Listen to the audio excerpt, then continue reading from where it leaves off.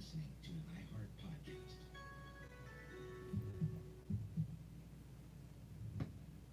Sometimes life can seem hard and tough to navigate, but what may seem like the smallest tasks, such as getting out of bed or even brushing your teeth, should be celebrated as a win. And State Farm is here to help you celebrate all your wins.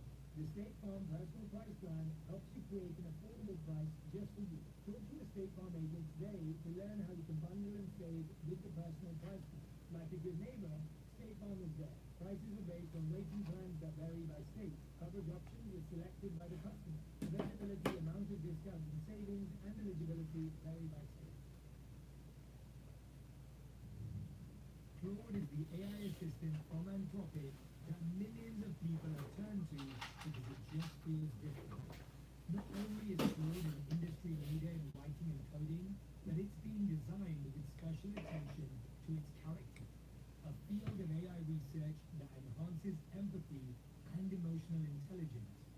That's why Claude has become the if you know choice for personal reflection, relationship advice, vision boarding, and so much more. Try Claude for free at claude.com. That's CLAUDE.com and feel the difference firsthand. Have you ever gotten sick on a very expensive, very non-refundable family trip? Amazon One Medical has 24/7 virtual care, so you can get help no matter where you are. And with Amazon Pharmacy, your meds can get delivered right to your hotel. It's kind of like the room service of medical care. What's going on, everybody? Welcome to the chat. I'm just painting a really cool chrysanthemum here. If you can like the live, that'll be sick. Like the live for me, please. Just painting. I decided to paint it yellow. It could be a celebrity, top wellness expert, or a CEO or business leader. We'll dive into experiences designed to experience growth, spark learning, and build real connections. I can't wait to meet you. There are a limited number of VIP experiences for a private Q&A, intimate meditation, and a meet and greet with photos. Tickets are on sale now. Head to jchevy.me/tour and get yours today. When we can shift that story, is anyone here an artist? Why is this happening to me? All the way through to, well, what can I do about it? What skill is this asking me to develop? What is this reminding me that I've forgotten? What wisdom is inside of this that I need to learn? As soon as you shift to a solution, proactive approach, you don't have the suffering. You will always have the pain. You don't have to suffer from it. The number one health and wellness podcast.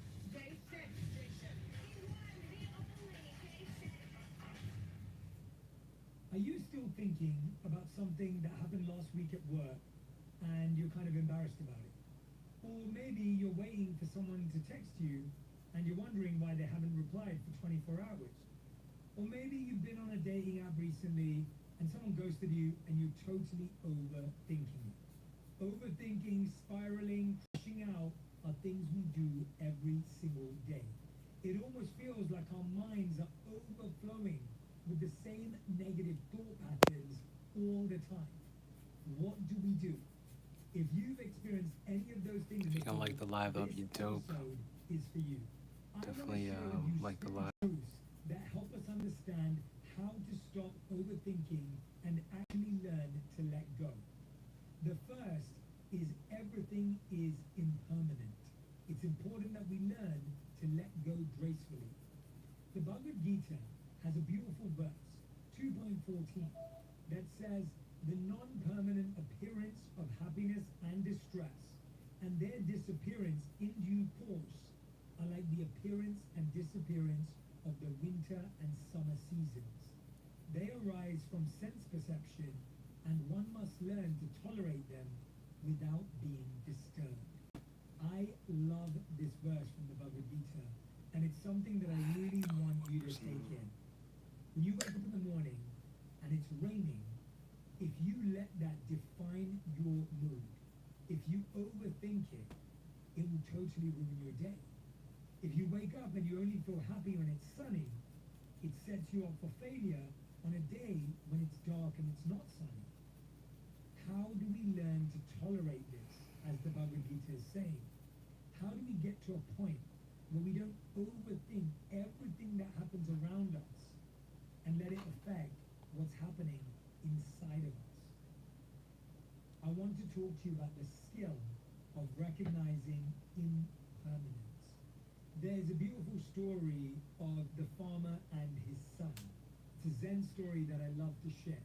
While the son is wandering the land, he comes across a horse. He's able to ride this horse back, and they have a great sense of compatibility, and he brings the horse back home. All the villagers gather around, and they say to their father, "This is amazing, what great news, your son has this horse." And the father replies, "Good thing, bad thing, who knows?" The next day, when the son is riding the horse has a slight trip and an accident and knocks the son off, and the son breaks his leg. The villagers gather around and say, "Oh no, this is the worst thing that could have happened. This is so terrible. You should have never let the horse come back." The farmer says, "Good thing, bad thing, who knows?" A few months later, while the boy is still healing, every single man in this village is recruited to join the army, apart from the son, because of his broken leg. The villagers gather and say, "You're so lucky, you're so fortunate. This is the best thing that could have happened." The father replies, "Good thing, bad thing, who knows?" And of course, the story goes on. What this story teaches us is not that we want bad things to happen to us, or it's not that we want negative things. Like the to live happen for me, to us. please. Welcome to the live. Thanks for joining. That all of these Just things painting a are chrysanthemum here with gouache on acrylic. I turned this watercolor paper, watercolor board into an acrylic painting surface by putting gesso over it. So we learn to let go. yeah, it's pretty when cool. we're prepared for the season. If you know it's going to rain, and you've got your rain boots and you've got your umbrella, it doesn't matter.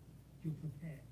If you know it's going to be really hot out and you've got your flip-flops and your sunscreen, you're Using prepared. this yellow gouache here. I actually mixed it with some water so that way it's a little bit thinner, because I don't want it to completely overpower my lines, but I'm actually seeing I may need a little bit more pigment Letting go in this is being water cap. proactive and preparing in the way that you can. Whatever season is going to come your way, do you have the appropriate clothing? Thanks for on? being here. Whatever season is going to come Thanks for your way, joining. is your mind prepared? to I deal with it? appreciate you. Let us remember that Appreciate both everyone good for and bad liking and experiences joining the live here. We're Now, painting, let's say just enjoying our that you feel the Friday same thoughts spiraling afternoon. around every single day. The same things trigger you, block you, and slow you down. What do you do about it? The first piece of wisdom is getting the thought out of your head and onto a page. It's really hard to filter thoughts while they're spiraling and circling around your mind. When you actually write down how you're feeling, you're extracting that emotion from within yourself and taking it into a place that you can get tactile with it. If a thought's outside of your head, you can now actually do something with it. One of the things that's recommended is either ripping it up and discarding of it, potentially even burning it to really let go of it, or allowing yourself to throw it into the trash. Now, you may think these are woo-woo ideas, but actually, the Nagoya University study in 2024 found that participants who wrote down their angry thoughts and then shredded or discarded the paper experienced a significant reduction in anger. In contrast, those who kept the paper saw only a minor decrease in anger levels. The act I'm gonna of just go physically for it and do a little bit disposing of the darker. paper played Just a gonna go crucial for it. role in alleviating negative emotions. Think about that for a second. The act of writing something down and discarding of that paper, ripping it up, throwing it in the trash, burning it, actually starts to free you from that emotional experience. It's mind-blowing to even think about it. And did you notice what I said there in the study? If you hold on to it, like a journal, or even keep it around, it actually doesn't have the same impact. Another example is the Ohio State University research from 2012. A study published in Psychological Science demonstrated that individuals who wrote down their negative thoughts and then threw the paper away were more likely to mentally discard those thoughts. Conversely, those who kept the paper were more likely to dwell on the negative content. So it's not just about writing it down, it also is about releasing it. Studies show that burning photographs of an ex-partner can serve as a powerful symbolic act to facilitate emotional release and closure after a breakup. This is from a study that I read in PMC. How many of you have held on to things that your ex gave you? How many of you have kept in a shoebox letters, mementos, gifts from an ex-partner because there's a part of you that still is connected to them? Burn it. Let it go. Discard it. If you truly want to release someone from your life, release items, memories, and things like that physically. Actually let it go in order to mentally let it go. Another study from ResearchGate that analyzed personal grief rituals found that symbolic actions, including the disposal of objects through elements like fire, support emotional healing by providing a tangible method to express and release complex feelings. I remember when I interviewed Nessa Barrett on my podcast On Purpose, and she had this song called Burn Box. This idea of really being able to release something. So next time you find a thought appearing in your mind every single day, I want you to write it down on a piece of paper. I want you to rip it up. I want you to shred it. I want you to put it in the fire, burn it, and let it go. And see how you feel lighter and liberated from that weight. Spiritual truth number 2. We all have heard that your inner world shapes your outer reality. But there's an even more hidden truth here. Your outer reality shapes your inner world. If you feel like you're overthinking, clean that closet, tidy that cupboard, reorganize your desk. The practical act of cleaning, tidying, or reorganizing literally cleans and orders your mind. Waking up to zero clutter frees you from the stress you feel when you see unwashed dishes, or that messy desk, or that piece of art on your wall that is slightly off center.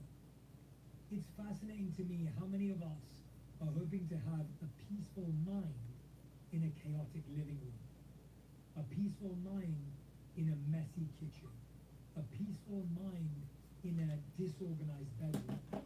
And it's actually the act of decluttering. It's not just walking into a clean space. When you start cleaning, when you start organizing, it's almost like you're filing away files in your mind. Have you ever felt like you have too many tabs open on your laptop? Imagine how many tabs are open in your mind. When you start to clean up the tabs on your laptop, the tabs on your screen, all of a sudden you start to mentally declutter. Now let's look at the research on this. Clutter affects your mind. The first way is cognitive overload. Clutter competes for your attention, leading to cognitive overload. This constant visual distraction can impair your ability to focus and process information. A study using fMRI scans found that individuals in organized environments were better able to concentrate and process information compared to those in cluttered spaces. Clear your space to clear your mind. Clean that closet, clean the table, wash the dishes, put away your clothes, and see how your mind starts to feel more creative, more productive, boost your energy. It may feel like a chore and a task, but it's something that will actually heal you. I couldn't be more excited to share something truly special with all you tea lovers out there. And even if you don't love tea, if you love refreshing, rejuvenating, refueling sodas that are good for you, listen to this. Radhi and I poured our hearts into creating Junie Sparkling green tea with adaptogens for you because we believe in nurturing your body, and with every sip, you'll experience calmness of mind, a refreshing vitality, and a burst of brightness to your day. Junie is infused with adaptogens that are amazing natural substances that act like superheroes for your body to help you adapt to stress and find balance in your busy life. Our superfied blend of these powerful ingredients include green tea, ashwagandha, acerola cherry, and lion's mane mushroom, and these may help boost your metabolism, give you a natural kick of caffeine, combat stress, pack your body with antioxidants, and stimulate brain function. Even better, Junie has 0 sugar and only 5 calories per can. We believe in nurturing and energizing your body while enjoying a truly delicious and refreshing drink. So visit drinkjunie.com today to elevate your wellness journey and use code ONPURPOSE to receive 15% off your first order. That's drinkjuni.com, and make sure you use the code ONPURPOSE. The second way that clutter affects us is that it actually elevates our stress hormones. Research indicates that individuals, particularly women, who perceive their homes as cluttered have higher levels of cortisol, the stress hormone. If you want to start reducing your daily stress, start by organizing your home. Start by putting things in their place. One of the things I like to think about is how my home can be like a home hotel. What I mean by that is I want my home to have the warmth of a home, the comfort of a home, but I want it to have the organization of a hotel. Have you ever noticed when you go into a hotel, the hairdryer is in one of the drawers, the ironing board is in the same place, the steamer, whatever it may be, everything has a place. Start by figuring out what deserves a place in your home and what that place is. One of my favorite exercises from Marie Kondo was this idea of items that spark joy. What's the first thing you see in the morning? Is it a messy desk? Or is it a picture of your family that makes you feel happy? What's the first thing in the morning? Is it the dishes that haven't been done from last night? Or is it a piece of art that inspires you? What's the first thing you see when you get back from work? Is it a disorganized cupboard, or is it a closet that has everything in the right place? When you change what you see first thing in the morning, first thing when you come back from work, and last thing before you go to bed, you transform your day. And the third reason why this is so important is a cluttered bedroom can negatively impact sleep quality. Studies have shown that people sleeping in cluttered rooms are more likely to experience sleep disturbances, including difficulty falling asleep and staying asleep. So if you're one of those people that's just been struggling to fall asleep, to get a good night's sleep, to get into REM sleep, and you're wondering, why is it? I'm eating early, trying to work out, I am tired. It could be the clutter in your bedroom. Let it go. And one thing that we often overlook is clutter is connected to emotional well-being. Clutter is associated with negative emotions, such as confusion, tension, and irritability. And conversely, an organized home can promote feelings of calmness and a sense of well-being. Here's what I want you to do. I don't want you to feel guilty if your home is messy. Mine is too. I don't want you to feel shame if your cupboards are not organized. Mine need work too. Here are the practical steps. Number 1, start small. Tackle one area at a time. You don't need to fix your whole home this week. Pick one area, one drawer, one corner of a room to focus on this week. It literally could be one drawer.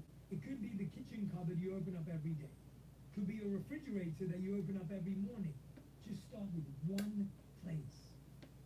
Second step is set a timer.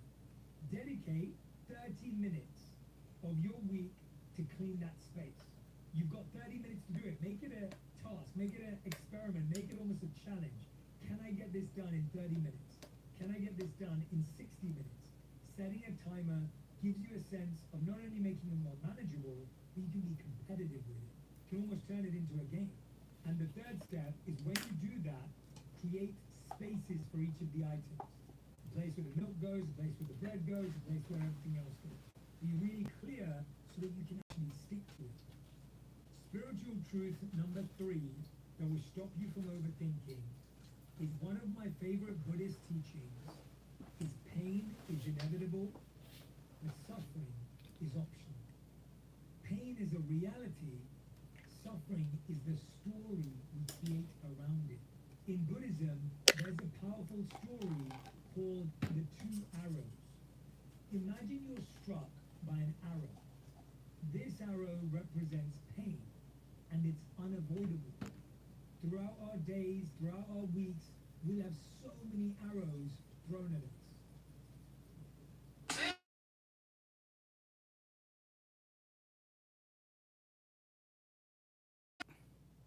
Yo, Charlie, where you at, man? Oh, you're here?